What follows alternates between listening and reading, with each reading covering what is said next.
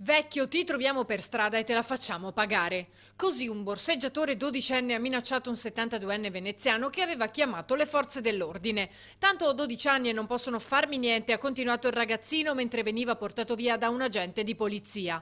Oltre alle borseggiatrici incinta che assediano la laguna da tempo, ora ci sono anche i minori, per non parlare dell'ultimo caso in cui una giovane, per eludere i controlli, ha gridato "sono una terrorista" a bordo di un vaporetto.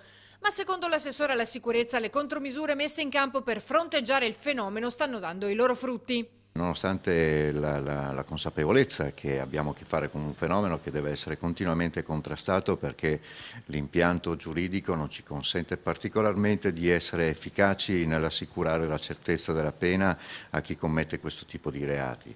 Nella fattispecie, ricordando appunto che qualcuno si è messo addirittura a urlare "sono una terrorista" a bordo di un mezzo pubblico, questo mi fa pensare anche che l'esasperazione ormai del pressing, se vogliamo dire così, che viene fatto da parte delle forze dell'ordine, in particolare la Polizia Locale di Venezia, insomma, ha un deciso peso.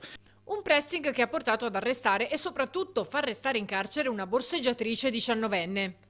Diciamo che questo tipo di risultato dovrebbe presentarsi molto più frequentemente, visto che abbiamo a che fare con soggetti che oramai lo fanno ordinariamente, quotidianamente, proprio per procurarsi proventi illeciti, danneggiando così il turista, ma il cittadino, chiunque possa essere obiettivo sensibile di questo tema.